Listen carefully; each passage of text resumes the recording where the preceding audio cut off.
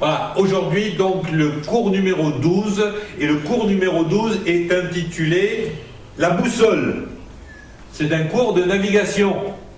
Ah, elle est pas belle celle-là? Pour un marin comme moi. Alors, le cours numéro 12 est intitulé « La boussole », et vous allez voir qu'il y a quelque chose de vraiment flagrant et important là-dedans.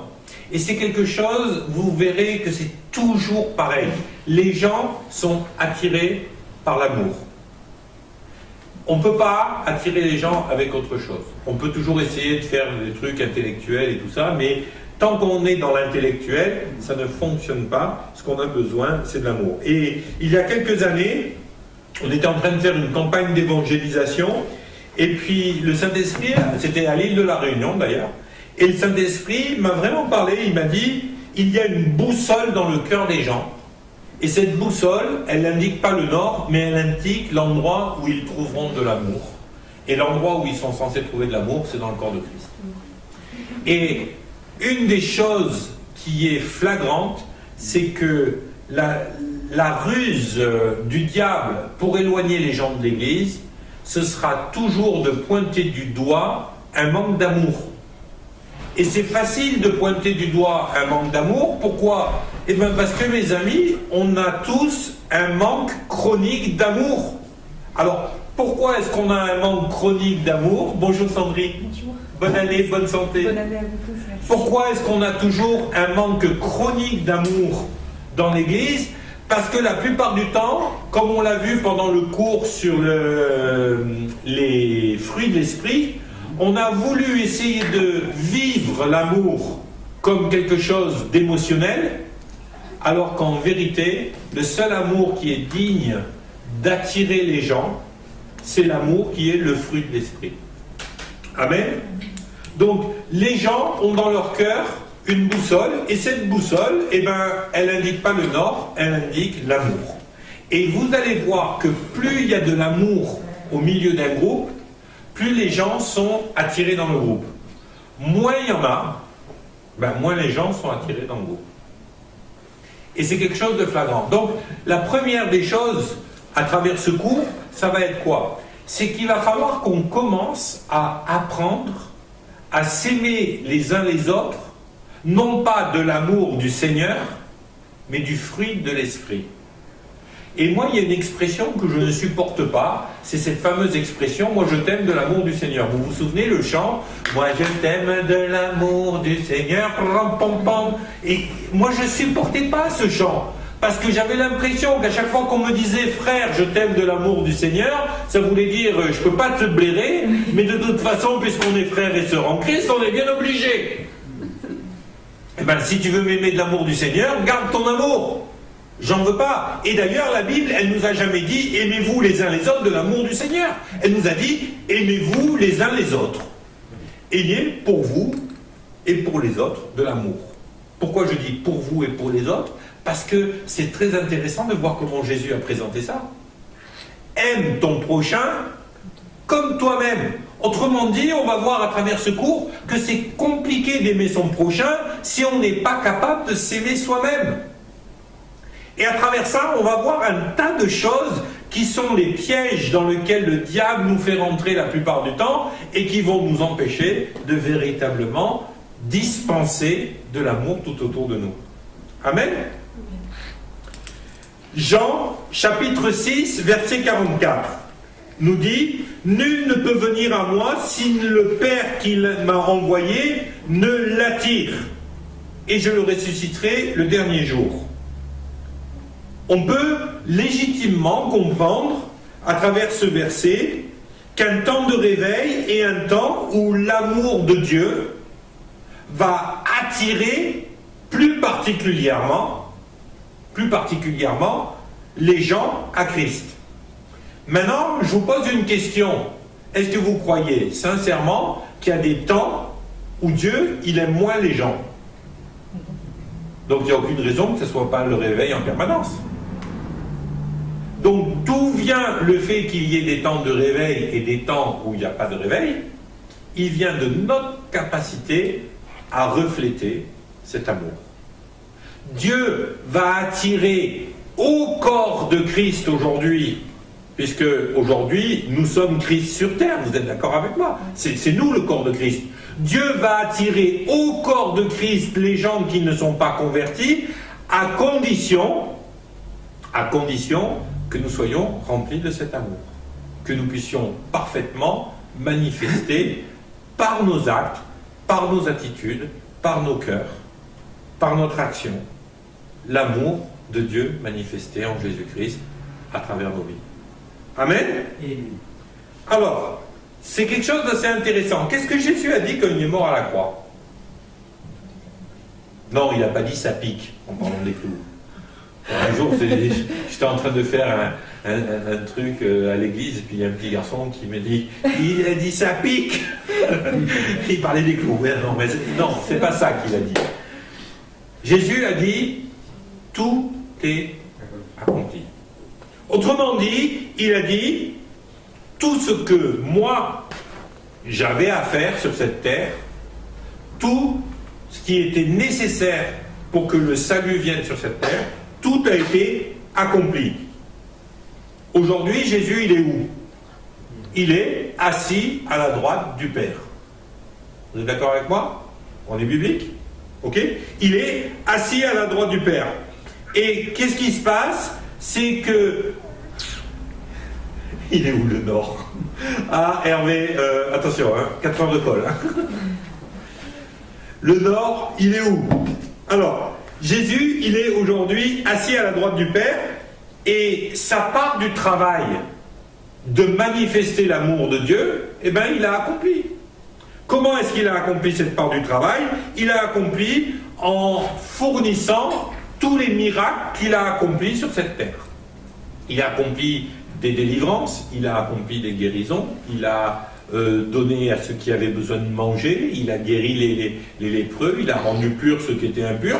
Il a fait quoi en faisant ça? Eh bien, il a manifesté l'amour de Dieu. Pourquoi est-ce que Jésus faisait des miracles? Parce qu'il aimait les gens. Point barre. Arrêtons de croire que Jésus faisait des miracles pour prouver qu'il était Dieu. Il n'avait pas besoin de ça pour prouver qu'il était Dieu. La création entière aspire après le retour de Christ. La création entière attendait à ce que le Messie arrive.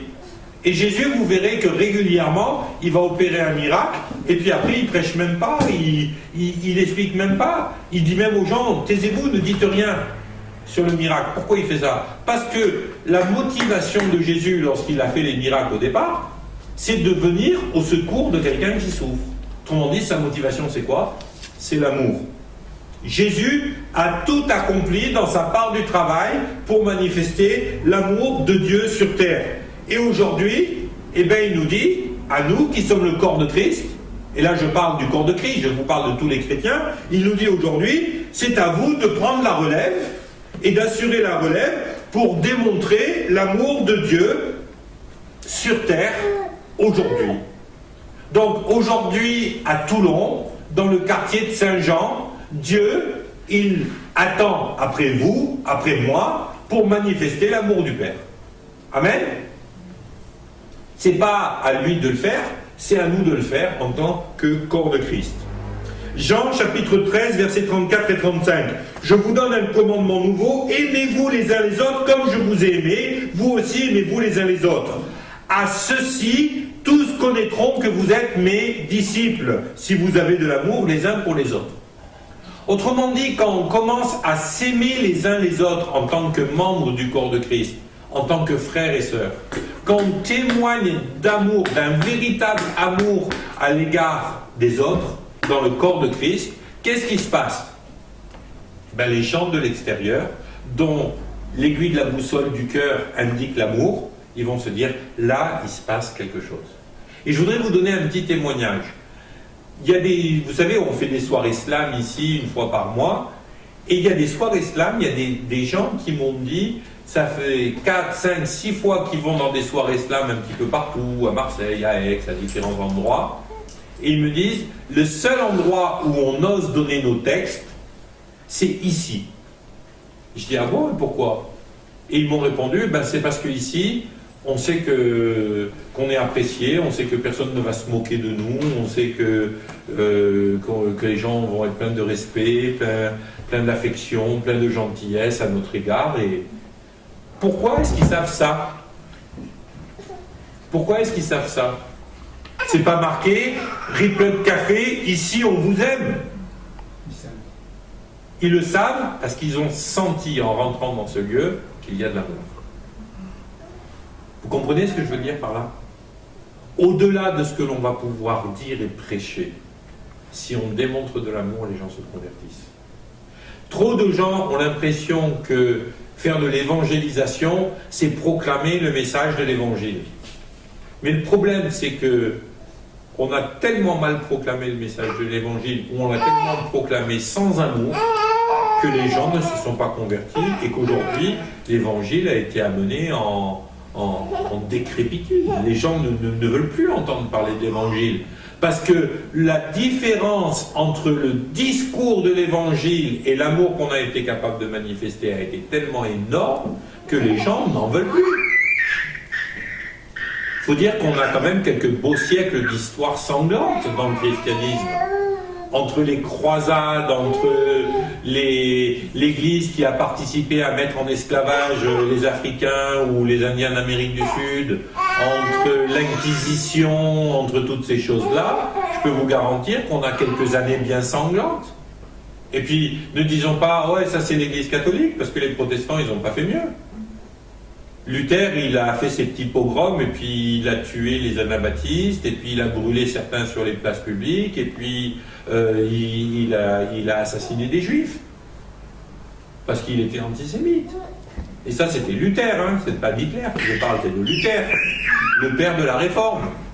Et puis après, combien d'églises dans les années 50 aux États-Unis prêchaient la puissance de Dieu, la guérison et l'amour de Dieu, mais à côté de ça, vivaient dans un apartheid, même aux États-Unis, pays des droits de l'homme et de la liberté, soi-disant. Combien de racisme on retrouve dans l'Église au jour d'aujourd'hui? Alors, mes amis, le problème, ce n'est pas de prêcher l'Évangile pour que les gens se convertissent. Le problème, c'est de s'aimer les uns les autres avec suffisamment d'amour et un amour qui soit suffisamment concret pour que la boussole qui est dans le cœur de tout homme et de toute femme sur cette planète indique l'endroit où ils trouveront de l'amour. Amen. Ça vous parle? Yes. Moi, ça me parle. Yes. Dans ce passage qu'on vient de lire de Jean 13, Jésus associe directement le fait que les gens puissent comprendre que nous sommes des disciples de Christ au fait que nous nous aimons les uns les autres. Qu'est-ce que ça veut dire? Ça veut dire, eh bien, quelque part, que si on ne s'aime pas les uns les autres, on n'est pas des disciples. Le fait d'être disciple implique que l'on décide de s'aimer les uns les autres. Est-ce que c'est facile? Non. Est-ce que je parle là d'un amour qui est du domaine de l'âme? Non. Je parle là du fruit de l'esprit. Et mes amis, c'est particulièrement important au jour d'aujourd'hui d'arriver à recevoir une dose de Saint-Esprit suffisante pour qu'on puisse se mettre à s'aimer les uns les autres comme jamais on s'est aimé. La semaine prochaine, on va faire ce cours plus loin dans le fleuve, mais une des choses que je veux voir à travers ce cours sur le Saint-Esprit, c'est que l'onction de Dieu descende sur nous, qu'elle brise tout ce qui est blessure dans nos corps, dans nos cœurs, dans nos pensées, et qu'on puisse aller véritablement les uns vers les autres avec un véritable amour qui est l'amour de l'Esprit. Amen. L'amour de 1 Corinthiens 13, c'est pas quelque chose que je vais pouvoir vivre avec mes émotions.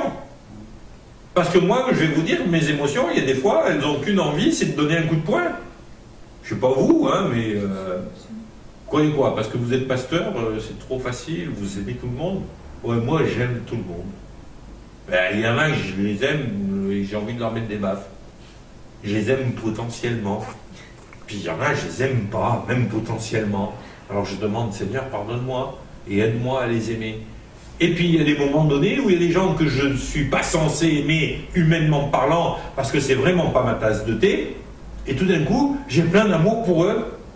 Parce que c'est comme si que j'étais branché et j'ai dit, Seigneur, mais je l'aime pas lui, mais je peux pas m'empêcher de l'aimer.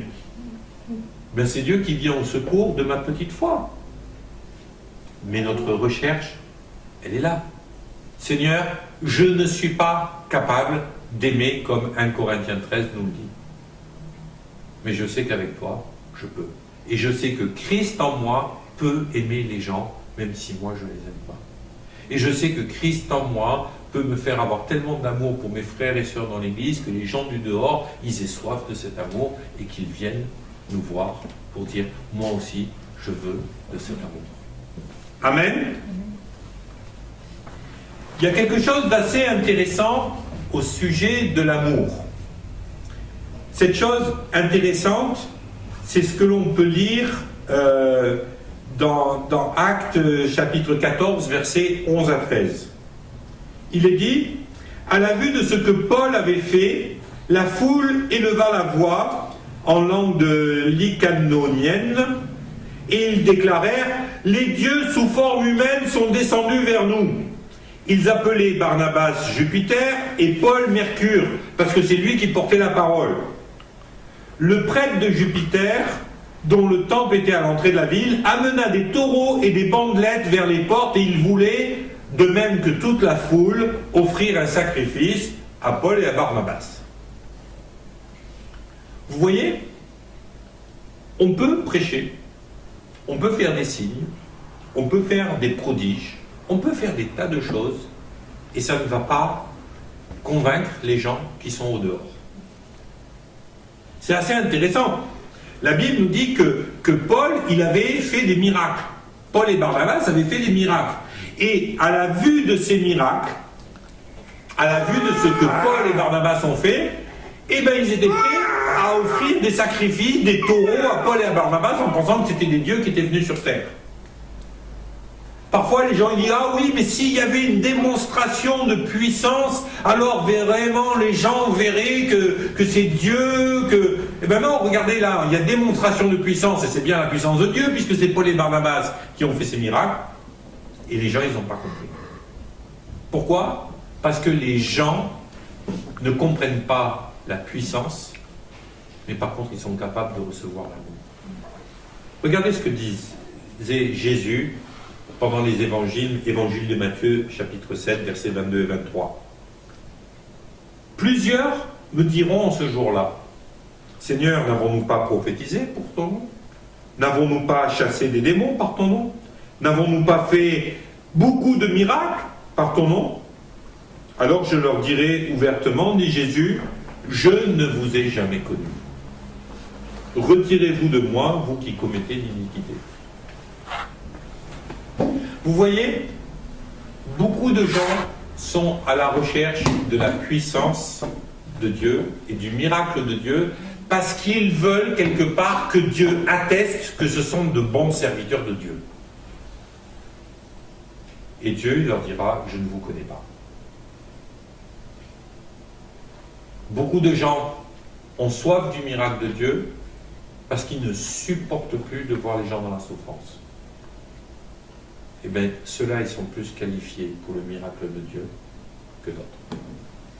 Parce que ce n'est pas au nombre de miracles que l'on va convaincre les gens, mais c'est à l'amour que nous leur portons, à l'intérêt que nous leur portons, que nous allons convaincre les gens.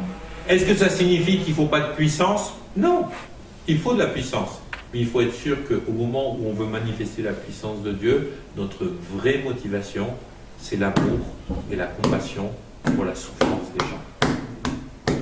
Un des miracles les plus extraordinaires, parce qu'il est monumental dans les faits que Jésus a accomplis, ça a été quoi? Ça a été d'être capable de nourrir des milliers de personnes avec le goûter d'un petit garçon. Mais ce qui est surtout intéressant dans ce miracle, c'est pourquoi est-ce que Jésus a fait ce miracle? Eh bien, il nous est dit, dans un des évangiles, que Jésus a fait ce miracle parce que voyant la foule qui le suivait pour entendre ses enseignements depuis 2 ou 3 jours et qui n'avait pas mangé, il fut saisi de compassion à leur égard. Et c'est assez intéressant parce que qu'est-ce qu'il fait à ce moment-là? Il fait le miracle de la multiplication des pains et des poissons. Et juste après, qu'est-ce qu'il fait? Moi, j'aurais fait un miracle comme ça, juste après, je prêche pour que les gens entendent le message. Non, lui, il s'en va. Pourquoi est-ce qu'il est parti? Je crois qu'il est parti pour que nous, aujourd'hui, on apprenne une leçon importante. Quand tu fais un miracle, c'est pas pour prouver que Dieu est avec toi, c'est pas pour prouver que ce que tu dis est vrai. Quand tu fais un miracle, il faut que l'origine, la semence du miracle, c'est l'amour et la compassion que tu as pour ton prochain. Et là, le miracle arrive. Et là, le miracle arrive. Et à ce moment-là, un miracle qui est opéré dans l'amour, il va avoir un fruit dans la vie des gens qui sont autour beaucoup plus flagrant et puissant que si tu as fait un miracle pour ta propre gloriole. Quand vous allez me dire, est-ce qu'il y a des miracles qui se font pour la propre gloriole des hommes? Oui. La preuve, les gens vont dire à Jésus, n'avons-nous pas fait beaucoup de miracles? Pourquoi ils ont fait des miracles? Parce que Dieu a accompli à travers eux, et par compassion pour les gens qui souffraient, les délivrances et les guérisons. Mais si leur motivation à eux n'est pas bonne, Dieu dira, je ne vous connais pas. Oui, c'est vrai, quand vous avez prié pour les malades, ils ont été guéris, c'est ma parole qui le dit de toute façon. Et moi j'ai guéri parce que je voulais que les gens soient guéris, parce que j'ai compassion pour eux. Mais vous, je ne vous connais pas. Ben, moi j'aimerais pas être dans cette situation. Moi sincèrement, j'aimerais pas y être. Mais moi je vais vous dire, je suis bien obligé de le confesser, que plusieurs fois, quand j'ai prié, ma motivation n'a pas été pure. Et c'est pour ça que je demande pardon à Dieu et que je fais toujours attention. À une époque, systématiquement, je ne priais pas pour les gens. Je demandais aux gens d'à côté de prier pour eux. Justement pour pas que les gens puissent associer le fait qu'il y ait une guérison à un bon ministère. Moi, j'ai envie que les gens soient guéris parce que je ne veux pas les voir souffrir. J'ai envie que les gens soient guéris parce que j'en ai marre de voir les gens empêtrés dans des situations terribles. J'ai envie que Pascal guérisse, pas parce que j'ai envie de prouver que à la clé sur la porte, on a des miracles, mais parce que je ne supporte pas l'idée que Pascal, elle meurt d'un cancer. Si elle doit mourir et retourner au Seigneur, eh bien, qu'elle meure mais en pleine santé. Moi, je crois que nous sommes, en tant que chrétiens, appelés à mourir en pleine santé. Parce que la maladie, c'est pas Dieu. Moi, j'ai envie de voir les chrétiens mourir en pleine santé, rassasiés d'années. C'est ça qui paraît logique. Mais voir les chrétiens mourir du cancer, je ne crois pas que ce soit juste. C'est pas logique. Donc moi je prie pour que les chrétiens meurent en bonne santé. J'ai pas envie de voir les gens souffrir. Il y a des fois où j'entends des gens qui sont dans des situations de souffrance et puis ça me tarabusque qu'ils soient dans des situations de souffrance parce que je veux pas, ça me fait souffrir de les voir souffrir.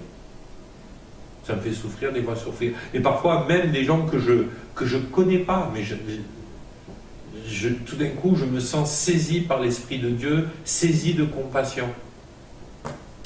Et là, je me mets à prier pour les gens, parce que je suis saisi de compassion. Parfois, je ne les connais même pas. Les gens que je vois à la télé, tout d'un coup, je suis saisi de compassion et j'ai envie de prier. Et personne ne saura jamais que j'ai prié pour ces gens-là. Ni eux, ni personne, mais Dieu le sait. Par contre, si je commence à rouler des mécaniques, vous allez voir le grand apôtre des nations, Michael Arial. Dans le nom de Jésus, lève-toi et marche. Oh, yes. Puis je passe à autre chose parce que j'ai pas de compassion, j'ai pas d'amour. Ben, ça sert à rien. À quoi ça sert? À me faire mousser à moi? Ça sert à rien. Amen. Et c'est pour ça qu'à la clé sur la porte, on tient vraiment à avoir un vrai travail social qui ne dépend pas du fait que les gens se convertissent ou pas. Bien sûr que je souhaite que les gens se convertissent. Mais quand je donne un colis de banque alimentaire à quelqu'un, je ne le donne pas parce que je veux qu'il se convertisse, je lui donne parce que je veux qu'il ait à manger le soir en rentrant à la maison. Et même s'il ne revient jamais, voilà pourquoi je lui donne son colis de banque alimentaire. Quand je reçois des gens en relation d'aide, je ne m'attends pas à ce que le lendemain matin, ils disent « Ah ouais, on va venir dans ton église, c'est trop bien ». Non, je le fais parce que je veux que les gens sortent de leur situation. Et je crie à Dieu, et je suis... Parfois, il y a des situations, mais ça me désespère tellement, j'ai tellement envie que les choses, elles changent dans la vie des gens. Mais je ne fais pas ça pour que les gens viennent dans mon église, je ne fais pas ça pour que les gens se convertissent. Je fais ça parce que je ne veux pas que les gens soient dans une souffrance qui n'est pas juste.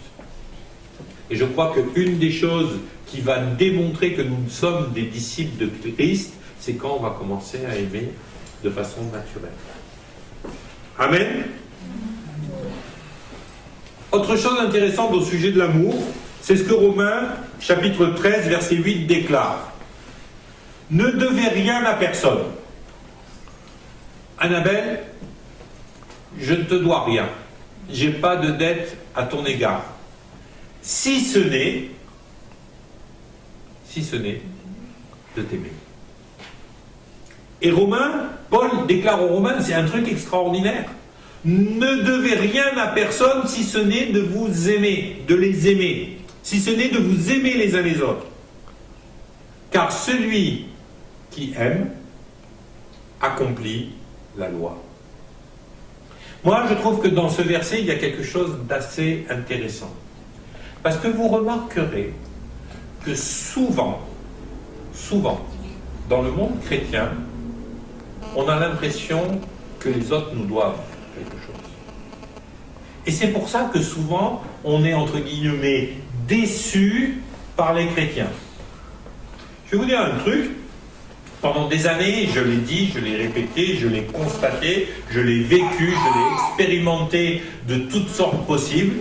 Ce sont toujours les gens que vous aidez le plus qui vous créent le plus de problèmes dans l'église. Et je me posais la question, je me disais, mais Seigneur, c'est quand même pas logique. Avec tout ce que j'ai fait pour lui, et tant, comment ça se fait que ce gars-là, il agisse comme ça à mon égard? Et un jour, il n'y a pas très longtemps, il y a moins d'1 an en arrière, le Saint-Esprit m'a donné la réponse à cette question, pourquoi ça m'arrive? Et il m'a dit quelque chose d'assez intéressant.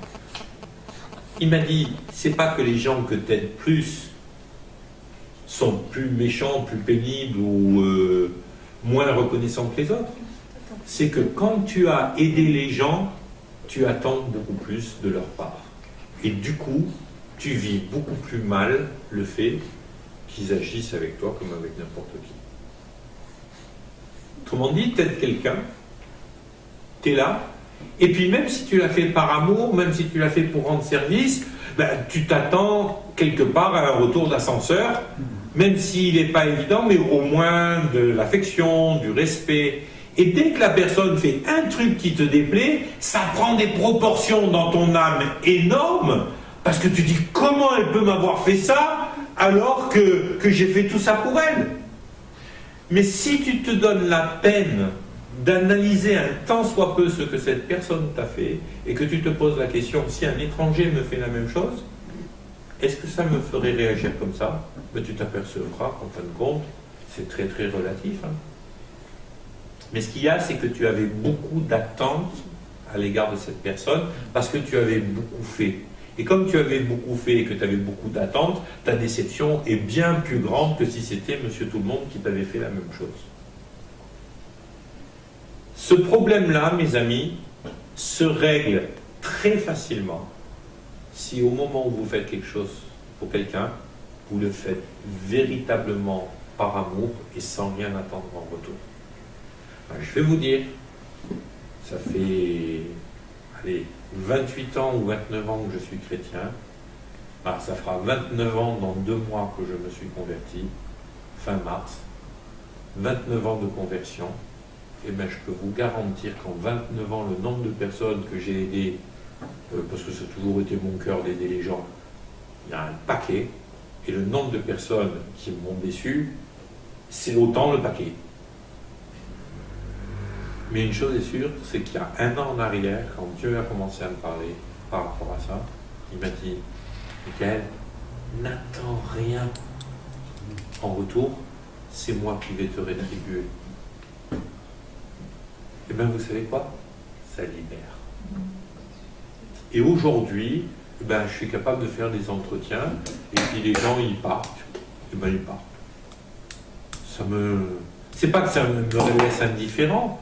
Non, parfois je suis triste parce que je me dis, ben, c'est dommage qu'ils sont partis avant d'avoir complètement gagné leur guérison, ou c'est dommage qu'ils sont partis avant d'avoir fini les cours, ou c'est dommage qu'ils sont partis avant d'avoir vécu ce qu'ils avaient à vivre au milieu de nous. Mais moi, je me sens plus atteint. Parce que j'ai réalisé que de toute façon, quand je donne quelque chose, je dois le donner comme si c'était à Dieu que je le donnais, sans rien attendre en retour, et je ne peux rien attendre en retour de la part de Dieu pour une simple et bonne raison, c'est que Dieu m'a déjà tout donné. Je ne peux pas en attendre plus de lui, il m'a déjà tout donné. Je suis héritier de la terre entière en Christ. Qu'est-ce que je peux attendre de plus? Alors, est-ce que j'ai tout récupéré ce que Dieu m'avait donné? Non, pas encore. Parce qu'il faut se battre pour récupérer son héritage. Mais une chose est sûre, j'ai plus rien à attendre de Dieu, mais j'ai plus rien non plus à attendre des gens, parce que quand je donne, je dois donner comme si je donnais à Christ. Amen. On continue. Oh là là, Hervé, il est content. Hein. Amen, amen, idem. Amen. Alléluia. Oh, ça fait du bien. Est-ce que ça vous fait du bien sur Internet? Moi, ça me fait du bien.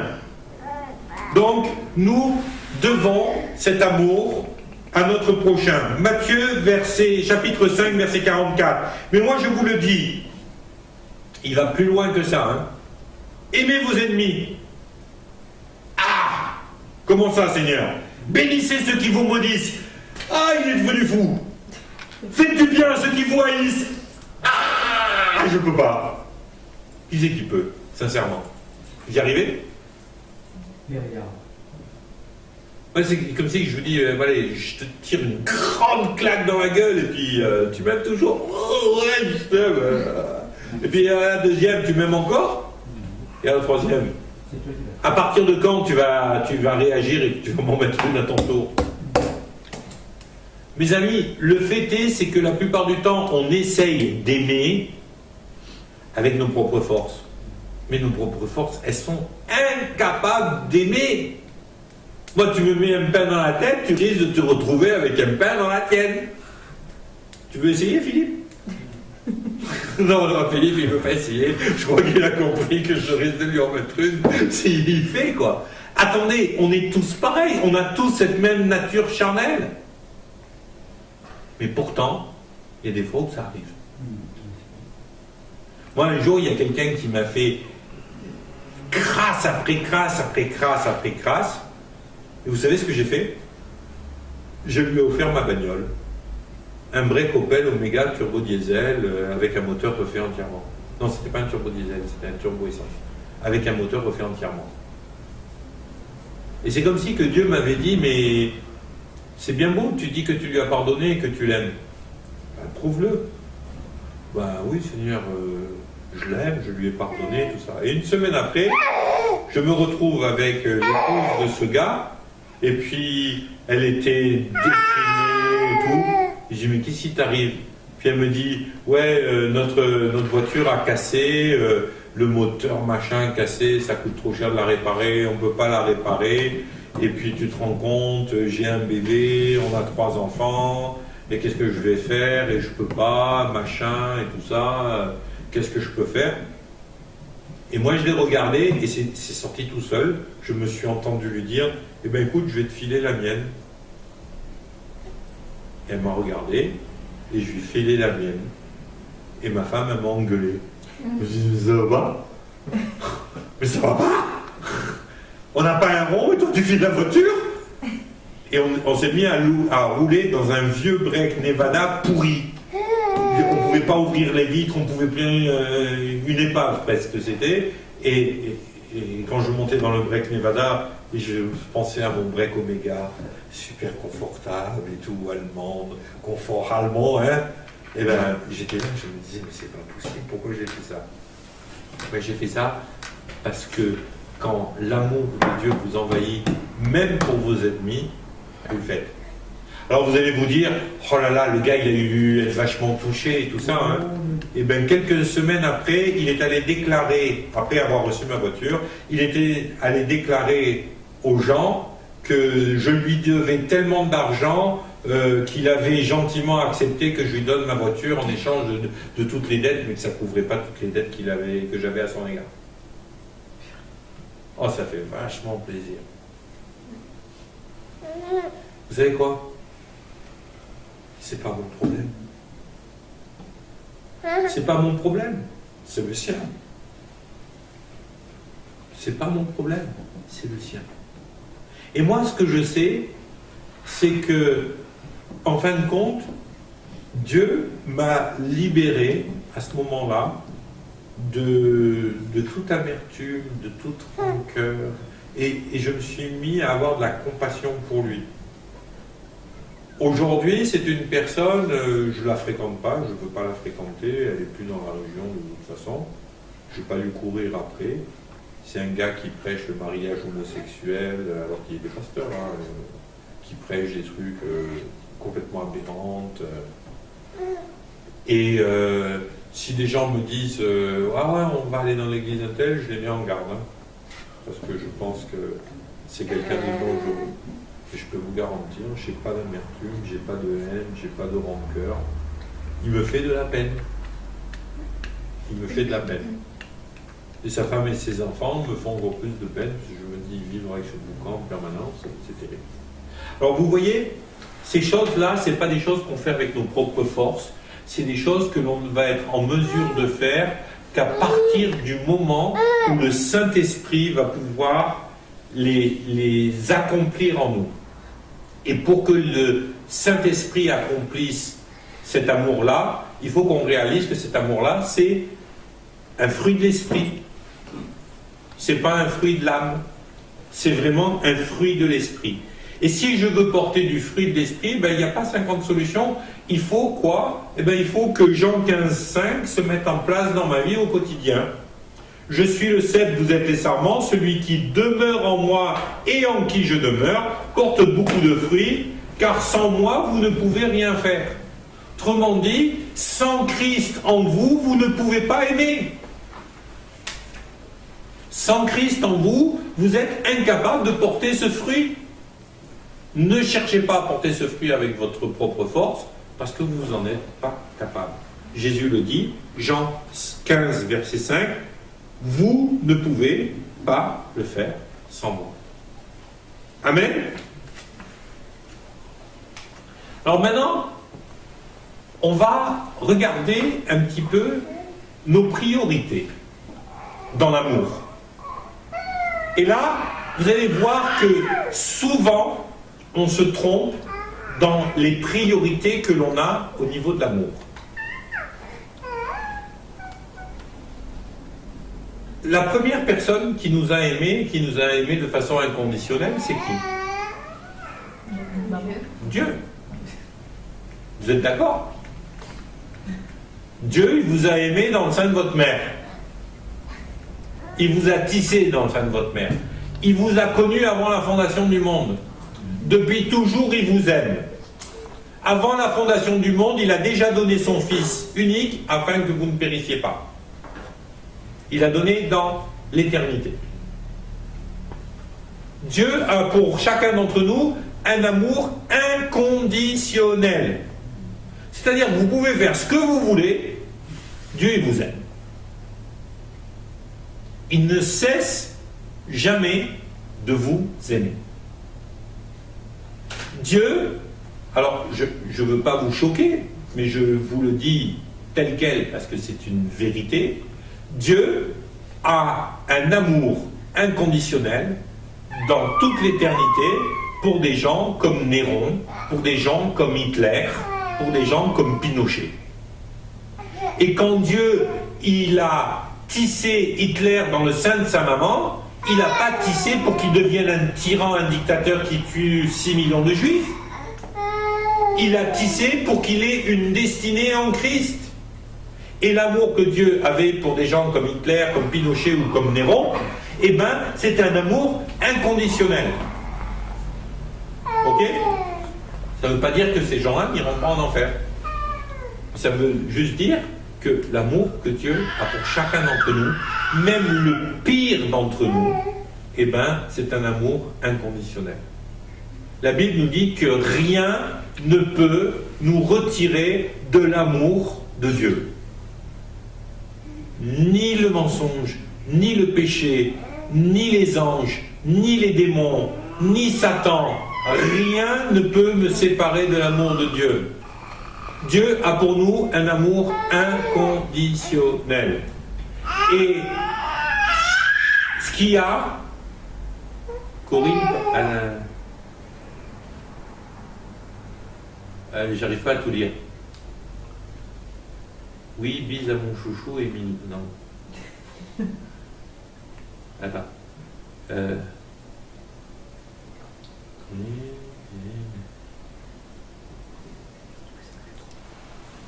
Pas moi, c'est sûr, je comprends pas. Voilà. Donc, Dieu a un amour inconditionnel pour chacun d'entre nous. Ok ? Maintenant, ça ne va pas nous empêcher d'avoir notre libre arbitre et de faire ce que l'on veut de notre vie. Par contre, ce qui est intéressant, c'est que Dieu, ça va être notre priorité dans notre amour. Pourquoi ? Parce que c'est facile d'aimer Dieu. Il a un amour inconditionnel pour nous. Il est la source de l'amour que nous pouvons avoir pour lui. Ok ? Donc dans mes priorités, ce qui doit passer avant toute chose dans mon amour, c'est Dieu. Si vous commencez par mettre cette priorité en place, première chose dans ma hiérarchie des gens que je dois aimer, c'est Dieu, tout le reste va aller mieux. Ensuite, après Dieu, quelle est la personne qui nous aime le plus en règle générale ? La plupart du temps, c'est notre conjoint.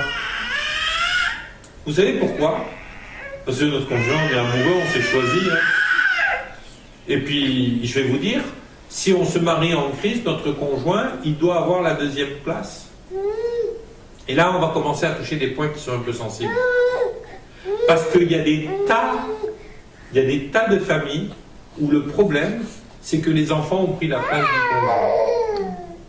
Des tas de familles où, à partir du moment où un enfant arrive, notre conjoint, c'est plus notre mari, c'est le papa de mes enfants. Ou c'est plus ma femme, c'est la maman de mes enfants. Ça ne peut pas fonctionner. Il faut que votre conjoint, dans votre capacité d'aimer, ait toujours la priorité sur vos enfants. Pourquoi ? Parce que votre conjoint, Dieu vous l'a donné pour toute la vie. Amen. Vos enfants, un jour ou l'autre, ils partiront. Vous allez peut-être toujours les aimer, mais un jour ou l'autre, ils partiront. Mais avec votre conjoint, vous resterez. Amen. Donc, le deuxième, dans le quintet gagnant de l'amour, c'est votre conjoint. Et de toute façon, vous ne pourrez jamais bénir et aimer vos enfants comme ils le méritent si ça ne va pas avec votre conjoint. En troisième position, viennent les enfants. En troisième position, viennent les enfants. Qu'est-ce que ça veut dire ? Mes amis, il est aberrant de sacrifier nos enfants ou notre conjoint à l'église ou au ministère. Pourquoi ? Alors nos enfants, ils ne nous ont pas choisis, on ne les a pas choisis. Et vous verrez qu'un jour ou l'autre, quand ils arrivent à l'adolescence, ça devient chaud et le fait qu'on ne se soit pas choisi, c'est encore plus flagrant. Vous avez l'impression, quand les enfants arrivent à l'adolescence, que tout d'un coup, je ne sais pas, moi, il y a peut-être une soucoupe volante qui est venue, qui vous a enlevé vos vrais enfants, qui les a remplacés par des sortes de clones, qui sont là, mais qui ne sont pas vraiment vos enfants. Et puis, vers 22, 23, 24 ans, tout d'un coup, ils ont fini avec vos enfants, donc ils vous rendent les vrais, ils reprennent les clones. Mais il y a toute une période comme ça, où vous dites, mais c'est pas possible. Comment les enfants, ils en sont là, quoi ? Qu'est-ce qui se passe ? Qu'est-ce que j'ai fait de travers ? Et vous avez beau tourner tout ça dans votre tête, vous ne comprenez pas. D'abord, ils ne parlent plus la même langue que vous. Ensuite, ils parlent par texto, par machin, et tout ça, par Facebook. Et puis surtout, c'est que vous dites un mot, ils disent le contraire. Est-ce que ça va vous empêcher de les aimer? Non. Ben non, ça ne va pas vous empêcher de les aimer. C'est ce que j'ai dit à mes enfants toute leur vie. Vous pouvez faire les pires bêtises, ça ne m'empêchera pas de vous aimer. Mais une chose est sûre, c'est que vous ne comprenez pas toujours comment ils fonctionnent. Comment vous allez vous occuper de l'Église si vous n'êtes pas capable de vous occuper de vos enfants quand ils sont à l'école? Alors moi, je vais vous dire une chose. Quand Paul parlait à Timothée des gens qui allaient conduire l'Église, c'est-à-dire les évêques, les anciens, les diacres, qu'est-ce qu'il leur disait? Ben, qu'il fallait qu'ils aient de l'ordre dans leur maison. Et pour avoir de l'ordre dans ta maison, ben, tu dois d'abord aimer Dieu de tout ton cœur, de toute ta force, de toute ton âme. Et puis ensuite, tu dois aimer ton épouse au point de donner ta vie pour elle. Et puis ensuite, tu vas aimer tes enfants et tu vas les faire grandir dans les voies de Dieu. Et si tu fais tout ça comme il faut, alors à ce moment-là, tu es susceptible de servir l'église locale. Ensuite, on arrive à l'église locale. Alors là, l'église locale, ça devient encore plus compliqué à aimer. Parce que les gens dans l'église locale, la plupart du temps, c'est un ramassis de gens à problème. Pourquoi? Ben parce qu'ils sont arrivés à l'église avec leurs problèmes. Oh, ce serait bien s'il n'y avait que des gens pas de problème qui viennent à l'église. Oh, ce serait génial, hein? Des gens qui vont bien, qui sont en bonne santé, que tout va bien, qu'ils ont une bonne situation, qu'ils ont des grosses teams, comme ça on pourrait avoir des gros salaires. Ce serait génial. Mais le problème, c'est que ce n'est pas le cas. Quand vous êtes responsable dans une église, vous avez les gens qui viennent, et la plupart des gens qui viennent me voir, 9 fois sur 10, ils viennent me voir parce qu'ils ont un problème. Hello. Ah, vous n'aviez pas remarqué? Commencez à prendre des responsabilités dans l'église, vous allez voir. Dès que vous commencez à avoir une responsabilité dans l'église, vous avez l'impression que vous cristallisez autour de vous tous les problèmes des gens. Ils viennent tous et puis ils ont l'impression que c'est vous Jésus. Ah Seigneur, tiens, j'ai un problème d'argent, tu me fais un chèque? Écoutez, l'église, elle est pleine de gens en problème. Mais si j'aime Dieu de tout mon cœur, si ma relation avec mon conjoint, elle est telle que Dieu l'attend, si j'aime mes enfants et que je me suis entraîné à mes enfants à les aimer gratuitement, même quand ils ne me le rendent pas bien, même quand ils ne comprennent pas que si je fais une remarque, c'est parce que je les aime, même quand ils ne comprennent pas que ce que je leur dis, c'est parce que j'ai envie de les voir grandir et avancer en sécurité, même s'ils trouvent que mes interdictions, parfois, elles sont arbitraires. Vous savez, la petite d'Annabelle, tout à l'heure elle était là, on rigolait, mais elle est trop rigolote parce que, bon, moi j'ai fait un peu de psycho et puis j'ai une formation d'animateur et tout ça, et puis avec ma femme on a été dans l'éducation chrétienne, on a été au collège Daniel, on a eu des formations et tout ça. Alors on connaît tout ça, elle est dans l'âge du na.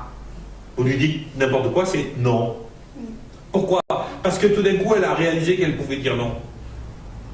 Mais quand vous êtes dans la rue et que vous la tenez par la main, qu'elle a envie de lâcher la main parce que c'est l'âge du non, vous allez la laisser partir en courant dans la rue? Oh, vous êtes méchant, hein? Quoi, vous lui laissez... Vous l'empêchez d'être dans la liberté? Donc vous n'avez pas l'Esprit du Seigneur, parce que là où est l'Esprit du Seigneur, là est la liberté. Allô? Maintenant, vous le faites et vous vous dites, tant pis si elle ne m'aime pas, tant pis si elle est en colère après moi, tant pis si elle fait un caprice et qu'elle tape des pieds, je lui lâche pas la main parce que j'ai pas envie de la voir sous une voiture. Parce que je l'aime. Et vous recommencez à vivre ce que c'est que d'être incompris pour l'amour que vous portez aux gens. Maintenant, l'église, tout ça, c'est multiplié par 100. Parce que c'est rare les gens qui ont 47 enfants. En ce moment, c'est à peu près le nombre de personnes qui sont tous les dimanches au culte. En moyenne, hein, 45 à 47 dimanches au culte. Ben là, vous êtes là, et vous avez 47 personnes qui ont tous des attentes différentes, et qui attendent tous de vous. Ah, c'est super. Il y en a qui voudraient que la sono elle soit beaucoup plus forte et que ça soit plus rock'n'roll, et il y en a qui aimeraient qu'on ait qu'un harmonium. Waouh! Comment vous faites? Eh bien, d'abord, vous apprenez que vous ne pouvez pas satisfaire tout le monde. mais que votre rôle c'est d'aimer tout le monde. L'autre jour, j'ai eu une discussion avec une amie qui est dans le ministère, elle aussi, et je lui disais, tu vois, le problème, quand tu es dans le ministère, c'est d'arriver à aimer tout le monde. Ça ne veut pas dire qu'on n'a pas d'amis. Hein. Jésus, il avait des amis. On peut dire que Pierre, Jacques et Jean, ils étaient beaucoup plus proches de Jésus que les autres disciples. Ça veut dire qu'il les aimait pas, les autres. Ben, il a donné sa vie pour eux, quoi. Il les aimait pareil. Mais on peut avoir des relations différentes avec les uns et les autres. Et bien dans l'Église, je vais vous dire, même si vous avez des gens avec qui vous êtes plus à l'aise, moi c'est clair, il y a des gens avec qui je suis plus à l'aise qu'avec d'autres. Est-ce que ça veut dire que les autres ne méritent pas mon amour? Non. Et là, vous commencez à aimer les gens de l'Église. Et bien quand vous avez aimé Dieu de tout votre cœur, quand vous avez aimé votre épouse ou votre conjoint de tout votre cœur, quand vous avez aimé vos parents, vos enfants, même s'ils vous cassent les pieds, même s'ils ne vous comprennent pas, même s'ils ne vous rendent pas toujours justice au niveau de l'amour qu'ils pourraient avoir pour vous, mais que vous les aimez de tout votre cœur, quoi qu'il en soit, de façon inconditionnelle. Même si vous êtes capable de passer au-delà de tout ça, et puis que vous commencez à aimer les gens de l'Église de tout votre cœur, même quand c'est des gens qui ne vous le rendent pas, même quand c'est des gens qui ne vous comprennent pas, même quand c'est des gens qui ont des problèmes avec vous, même quand c'est des gens qui font de la médisance, même quand c'est des gens qui claquent la porte et qui s'en vont. Alors tout d'un coup, vous devenez apte à aimer le monde, comme Christ l'a aimé. Et je vais vous dire un truc.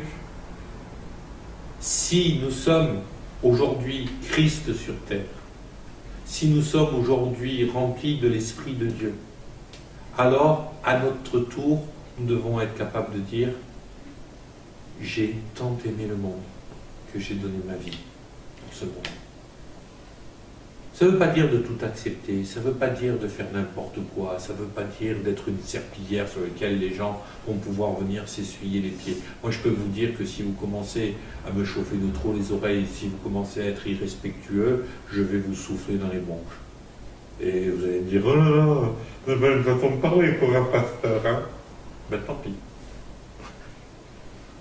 Mais je peux vous dire que ça n'empêchera pas que je vous aime. Il y a quelques années, il y a un gars, il n'arrêtait pas de lever la main sur sa femme et lui taper dessus. On les a eus en conseil, on a discuté, on les a eus en groupe, on est allé les voir avec ma femme, ils sont venus à l'église. Et puis un jour, l'épouse m'appelle, et puis Cathy et moi, on arrive chez elle. Les fauteuils éventrés à coups de poignards de plongée, toutes ses robes déchirées à coups de poignards, les meubles cassés, tout ça. Elle avec un cocard comme ça. Vous savez ce que j'ai fait? J'ai changé la serrure de chez elle. On a pris un sac de voyage, on a mis 4 affaires dans le sac de voyage, des affaires à lui. J'ai pris le sac de voyage chez moi et je lui ai dit, quand ton mari essaye de rentrer, tu ne lui ouvres pas la porte. Tu lui dis, il y a un sac avec des affaires, va chez Michael, va chez le pasteur, va le récupérer. Quand il est arrivé chez moi pour récupérer son sac, mais en colère, hein, parce qu'elle, elle a juste fait ce que je lui ai dit, donc il était en colère après moi. Il est arrivé en roulant des mécaniques, j'ai chopé par le col de la chemise, j'ai tourné le col d'un quart de tour, et je vous dis, un quart de tour sur un col de chemise, ça fait beaucoup. Et je le regardais, et je lui mets mon doigt sous le nez, et je lui dis, la prochaine fois que tu lèves la main sur ta femme, je te casse en deux. Est-ce que j'étais sérieux? Oui, j'étais sérieux. Est-ce que j'allais lui frapper dessus? Oui, j'allais lui frapper dessus. Est-ce que je l'aurais fait? Oui, je l'aurais fait. Et est-ce que j'aurais culpabilisé de le faire? Non, je n'aurais pas culpabilisé de le faire. Parce que c'est tout ce qu'il méritait. Je lui dis, mais pourquoi tu ne tapes pas sur moi? C'est facile de tomber à par raccourci sur ta femme, à coup de pied par terre, à coup de pied dans le ventre, à lui faire faire une fausse couche. C'est facile. Pourquoi tu ne fais pas ça avec moi? En plus, c'était un joueur de rugby, mais elle me veut. Pourquoi tu ne fais pas ça avec moi? Parce qu'avec moi, il n'aurait pas osé le faire. Parce que c'était un mec, puis qu'il avait peur. Est-ce que je lui aurais foutu une raclée s'il avait recommencé? Oui, je l'aurais fait. Est-ce que ça m'aurait empêché d'aimer? Non. Et je vais vous dire, à un moment donné, tout n'est pas acceptable. On a un devoir de protéger la veuve et l'orphelin. Pendant des années, moi, j'étais un inconditionnel pacifiste. Et aujourd'hui, je loue Dieu qu'à un moment donné, il y ait des gens qui sont venus se faire tuer sur les plages de Normandie pour nous libérer des bottes allemandes. Parce que s'ils n'étaient pas venus pour nous libérer, on serait encore tous sous le nazisme. Est-ce que c'était juste de venir nous libérer? Oui. Amen. Vous savez, beaucoup de gens associent l'amour, entre guillemets, cet amour lien, au fait de, faut pas dire des méchancetés, il faut pas être ci, il faut pas être ça, il faut pas être violent, il faut pas être... Jésus, quand il est rentré dans le temple, qu'il a tissé un fouet pour jeter les marchands du temple, vous croyez qu'il a fait ça sans amour? Je crois pas. Parce qu'il aimait tout le monde, il les aimait, ces marchands du temple. Est-ce que ça l'a empêché de tisser un fouet, de jeter les tables en l'air, et puis d'ouvrir les cages des colombes, et de sortir les agneaux des enclos, et puis de foutre tout le monde dehors à coups de pied dans les fesses? C'est comme ça qu'il a fait. Hein. Lui, c'était à coups de fouet dans les fesses. Est-ce que ça l'a empêché d'aimer? Non. On n'est pas là pour tout accepter, mais on a besoin d'aimer. Et je vais vous dire une chose, parfois, faire preuve d'amour, c'est justement de ne pas accepter. Pourquoi? Parce que tu aimeras ton prochain comme toi-même. Et si tu acceptes tout, c'est que tu manques sérieusement d'amour vis-à-vis de toi-même. Vous êtes censé être la serpillière de personne. Et parfois, vous savez, on parle d'amour propre, mais ayez de l'amour propre. Pas parce que vous êtes meilleur que les autres, mais parce que vous êtes enfant de Dieu. Parce que Dieu a suscité ce qu'il avait de plus précieux, Jésus-Christ, pour vous sauver. Donc vous avez une grande valeur. Ne laissez personne ne dire le contraire. Et parfois, aimer, c'est aussi faire justice. Amen. Moi aussi, j'étais énervé. Donc, apprenons à faire ce qui est juste et bon. Apprenons à faire ce qui est juste et bon, parce que lorsque nous faisons ce qui est juste et bon, alors les choses changent autour de nous. Et quand on commence à aimer ses ennemis, alors les choses vont pouvoir changer. Ça ne veut pas dire qu'on va tout accepter. Ça ne veut pas dire qu'on va être des serpillères. Ça veut dire que dans le principe, Seigneur, je suis prêt à te laisser aimer n'importe qui à travers moi. Amen. Le véritable amour pour ses ennemis, c'est Seigneur, je suis prêt à te laisser aimer n'importe qui à travers moi. Ça vous parle?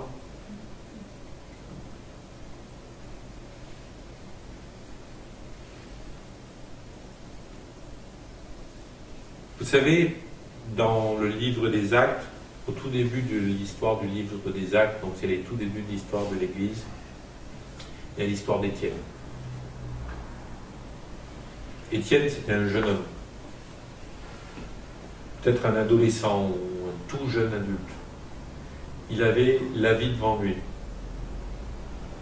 Mais son amour pour Dieu et son amour pour les gens a fait qu'au moment où on l'a lapidé à cause de sa foi, il a dit la chose suivante.